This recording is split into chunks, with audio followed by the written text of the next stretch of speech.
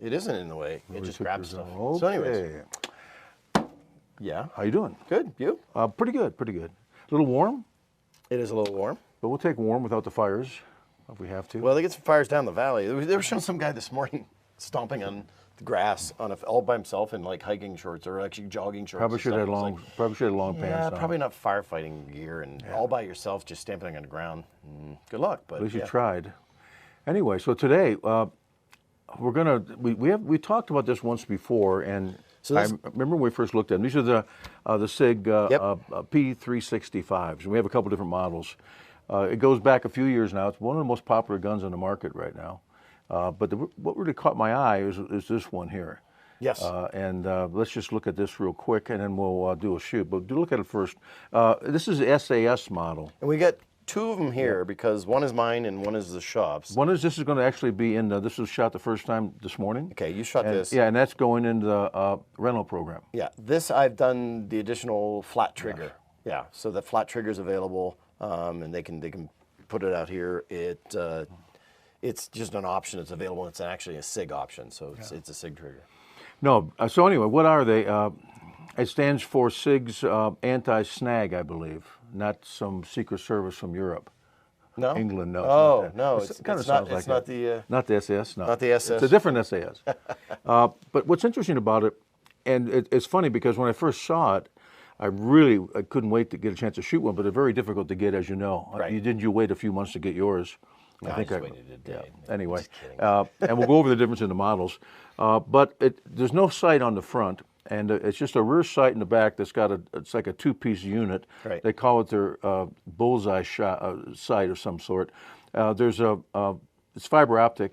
Okay, we can't really show a picture of it. Well, I'm going to move this one over here. But it is Show flat, this. And yeah, I don't know if we could do the fiber optic. Yeah. We'll have to show that. But it's the big significance. It's got a big dot, and then it's got a ring that goes around it when you line it up. Right. But the main reason, it's also a couple differences between that and the 365. Well, we have. The here's look the at regular this. 365. Here's the original There's a difference in height Yes. and width. Yes.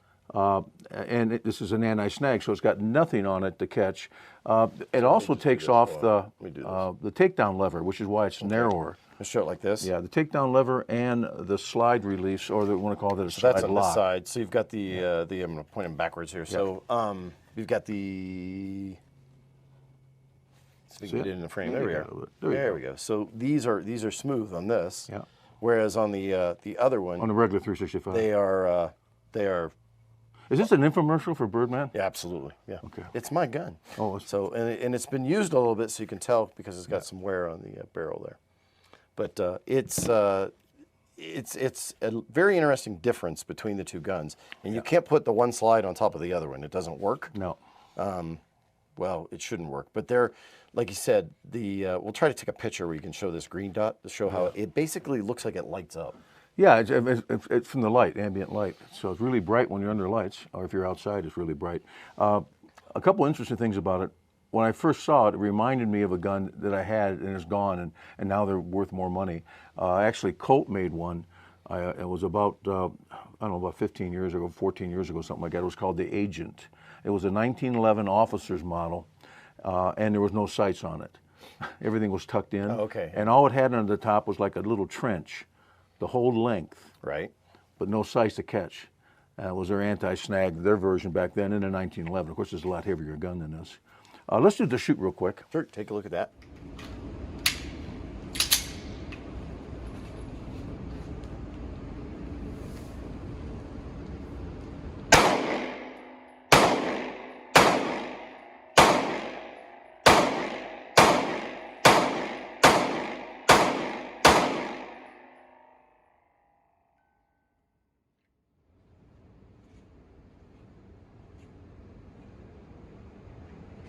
Okay. So Yeah, it shot good, except though you said the first one hit me in the eyeglasses. Well, if you watch the video, you'll see the shell come out and actually bang off. It's a good reason to show why you wear protective gear. We have protective gear on. That's Yeah, good. otherwise it would have smacked them right. Yeah, in the and eye. then the other thing I noticed, and I think we're going to have to do this again, and when we do some of the other ones, because we want to do the flat triggers and test yours, and that is, this is like it's a twofer gun in a way. It's very small, very snag-free, very reliable with this design, and normally we don't use a whole lot of rear sight. It's more of a first sight aim. Right. Excuse me, on a real close range gun, which is what this is. But then it also has this bullseye thing. And the first shot where I actually looked through and saw the ring, Yeah. it was right in the middle. Yep. And that's really fantastic. So you have a little gun like this, so you could probably push out a few more yards. Not that we recommend that. We recommend you leave. Yes. Right. You got that much space. Yeah. Go. And this is the backup, or it's your primary if you're concealing it, like we do sometimes. But it has the option to hold it, and when that outside ring goes on it, it's exactly where you aim it. And I would like to see what happens at 15 yards. You may be shocked. Right. But then otherwise, I think by looking for it, it just slowed me down when you started to shoot. When you start to shoot. Yeah, so I can't say enough about it. So I've carried this one probably, I don't know, a good 100 times or so. And you can already see, let's see if you see it here in this shot, there's a little bit of wear that's going on here on the takedown and the... Because that's what hits inside of your right, holster. what's hitting the side of the holster. Yeah. So on this one, like you said, it's completely smooth. You do have to get used to one difference, since a lot of the European guns do not, you can't really use this, they have no slide lock. Right. Or we call them slide release, but they're actually being used as slide locks. In order to, you either got to take the magazine out to drop it or have a full magazine in. Right. This one you can actually use, it's very difficult to use this to help set it down on an empty. Right. So basically just take the mag out. So one thing I would say, and of course I'm not the engineer for this, I wish if you notice this little takedown, it's like a slot screwdriver, but it's a weird size, and you don't want to scratch it. You know what size that is, right? No. Oh, hold on a minute. Hang on a minute. Oh, you got one? Yeah, I'll show you exactly what. Oh, you got one. Okay. And it doesn't scratch. No, it doesn't scratch. Oh, So it's a case. You use a case of the 9mm. Okay. And that does It fits in there, and Cool. that That's fits perfect. perfectly. Yeah, that's how you do it. So that's the thickness of it. Yep, that's exactly it. I was going to say it would be nice if they, instead of a metal one, if they put in a heavy plastic or something that would actually, because it's not Nylon or that something like that, heavy, yeah. and it would make sure you don't scratch it. Yeah. And so I had to play around a little bit to get the right size yesterday. I didn't think of that. Just use a Of course, case. I've never shot this before, Yep. but makes sense. A lot of the other ones, you use some of those to change sights and stuff like that. They're designed to use empty carts. So it's all flushed in, nothing to catch. We still need to keep it in a holster or a sticky holster or or an inside the waist holster. It fits the hand good. It shoots good. And it does hold 10 rounds. Now, we did, interesting, before you came over, we were so loading here, let's talk about that. I was having a problem, and I'm not new to loading magazines. And I was having a problem towards the end. It was getting really, really stiff. So this he wanted to take a look at it. See it, and I'll hold it up here. Let's see. Nope, I don't think you'll be able to see this. But so this says Made in Italy. mine. Oh, yours says USA. Mine all say made in the USA. This is yours. This is this is the store. the new one. Yeah. So and it's made in Italy. So we don't know if that has something to do with it. And we know sometimes when you do load these, I think they do my break first in. one's a little snug, but the other ones I don't. In fact, we used a tool to put the last two in here. Right. To make it easier. And we can both load magazines, 19, 21 round mags, even when they're new, when they're stiff. And it could have something to do with the way they actually got 10 rounds in this magazine, the design of it probably. But the LCRs with Urger, I remember putting those in. You had to smack the crap out of the mag to get them to hold. And this went right in there fairly good. Yeah, these without ones really. So let's talk about the score. Okay. And it is a specialty gun. So sometimes when we rate these, we have to. I wouldn't. This is a deep conceal. This is for somebody that's really into concealment and uses their gun on a daily basis. It's a fantastic gun. So this is a 365 SAS. Not to be confused with the other model. And now, one other difference we didn't say, and both of these models are the same, there's no port in these. Originally... Yeah, they had a model that had a port. Had a port in the barrel and a port through the top of the slide. Right. And some people, and I never had a chance to shoot one in the dark with the port. Did you ever shoot the port one? No. And some people were saying, well, maybe we'd rather not have the port. The lens flare of that small of a gun. Yeah. Especially if you had lens flare plus the shell hit you in your safety glasses. Plus, if it's anti-snag, putting a port in it sort of defeated that purpose. Yeah, it was snagging in the port. Yeah. So anyway, the new ones now that just came out. Yep. It's only been a few months. Yep. They're actually, instead of $559 now, they're $599. So they went up these guns about $40. It's not because of the shortage. They got more metal. Yeah. And they have more metal.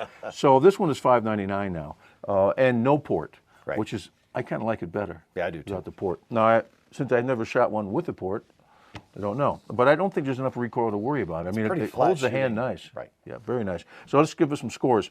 So the category, it's a CCW, of course. Representation, there's probably nothing like it on the market right now, especially the way this one is SAS, and this is the one we're talking about today, the SAS. So it gets an A for that. Manufacturer's history. They've had a couple issues with new guns once in a while, but all of them, all manufacturers do. I mean, Colt had problems, everybody a little bit. So it still has a history of military guns, and they get an A. Intuitive safe handling, again, if your finger is a safety. You don't have to remember, is there a safety there? Am I not pushing it correctly? Am I not carrying it right?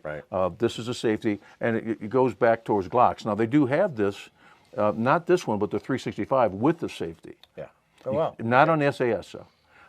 And the problem I have with some of those safeties, to be honest with you, is they get in the way, and I'm worried that they might get gooped up with your grip.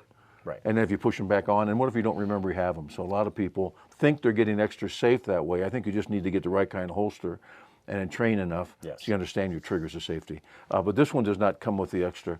People like guns like this because, just like Glock, they have safeties built in, but they're all passive. As you pull the trigger, they go off. You don't have to worry about anything. So, intuitive safe handling, it gets an A. Carry options, it gets a B because we usually only give A's on carry options if you can really put it in your pocket. And I don't think this should be without a cover in the pocket. Right. That's just a thought. Function, of course, you've only shot it 10 times, but it started out with a full mag. And I've shot mine way more than 10 times. Yeah. So function on this gun is an A. Feel, it just has a good feel. Now, I go back to when I first shot the 365, one like that. Right. And that was 2 years ago at the show when I first brought them out, remember? Yep. And I couldn't believe how... Everybody loves and I just had my 43 then, right? Yep. And I shot this thing at, was it 15 yards of steel plate? And I started going kind of fast. I was still hitting the steel plate. I'm going, whoa. It's a nice pointer. Feel, A. Cost, I know $599 is a lot of money. Right. But for a gun that we consider defensive, that we're happy with the reliability. Right. I'm not sure if there's anything much under 6, is there? I mean, Glocks are 550. Yeah, no. Aren't most of Smiths It's all 6? in that rate range. Yeah, they're all about that. Shootability. Maybe the Sky's less, isn't it? Or the Sky's got some points. yeah. And now that they have a new one out that's got the little optic on the back. Yeah, It's kind of cute. Anyway, shootability, A. Right. Just shoots. So overall, this is going to be the first time. This is now. Actually, we should probably change this category from CCW to CCW Super Subcompact. Is that what it's called? Yeah, but and I want to show something else. Or is it called Compact? Running off the screen multiple times, but you have. Well, I'm usually the one that has to run off the screen. You have this, which is the standard one that people 10 are round, using. yeah. 10 round, and let me show it up on the bigger screen. Yeah, whoops, I did it right. So this is a 10 rounder. So it sits in, it has a little pinky extension. They do have one for deep conceal that's a flat. It's still 10 rounds. But it's flat. And you probably put your pinky under it. They have I have it here too. Hold on a minute. I have them all. They have a 12 rounder, which adds a little bit more. And these are all loaded because these are your personal. Yeah, these are my personal carries. So the 12 rounder right here. And then they have a 15 rounder, which some people are like, oh, it's kind of absurd. It's too big. But if you think about if you have it in deep conceal and you've got this on it, and you're in a situation where you have a couple seconds, you could swap out to this if you carried it as an extra mag, or you could have backup for if you need to shoot more. But this is easier to conceal by itself, and then have this in the gun. So this in an ankle, because I use this in an ankle holster, or in a inside the waistband, and then this is back in a back pocket or somewhere else. And it makes sense with a lot of people. There's a big school of thought on semi-automatics that, even though you're using it for deep conceal and there's only a few shots normally, that you want to carry a backup mag, only because there's a weird chance, very, very, very small chance that you have a problem with the mag. Yeah. And there's even people that think, if say you do have a jam for some reason, drop the mag, you don't really even know what the jam is for. Right. Is it jam because the ammo didn't go off? There wouldn't be jam. There'd be a click. Right. And then you could probably rack one back in. But what happened to make that? Now, so the amount of time it takes for you to change the mag or to start playing with it and still have it not work, I think people think, especially with larger guns, so just go to a mag change. Right. But having a little gun like this and a larger mag someplace, right. That's not a bad idea. But so 2 mags is probably not a bad idea to carry an extra mag all the time. And I don't always carry semi-autos. Although I'm not carrying an extra mag today, but I'm in the shop and I'm carrying a 15-round semi-auto. Right. So there you go. Anyway, so we'll give it an A, and We need to now go back, and eventually when we shoot there's these. Yep. We'll go back and then start comparing them to. And then we're going to do another the Hellcat and a couple other ones. Hellcat, and then the back against the Glock, because it now has the reliability. There's been no issues with these. There were some issues with the P320 or the 230 or 320? It was the new 320. 320. Thank you. Sorry, I got it with a drop. Yeah, so they had that, but nothing. I've heard nothing. And bad these are slightly really out of different. these. They had some issues slightly with the beginning ones, and then changed the sights. But I mean, that was just manufacturing brand new gun.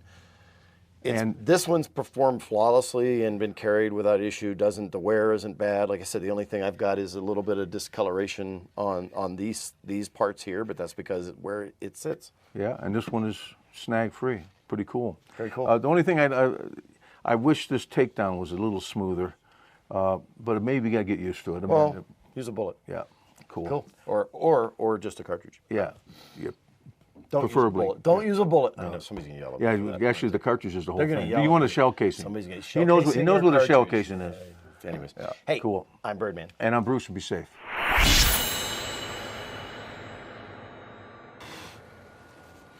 Thanks for subscribing. Thank you for all the information they're giving us all the time. Yeah, and if you haven't subscribed, please do. Yeah.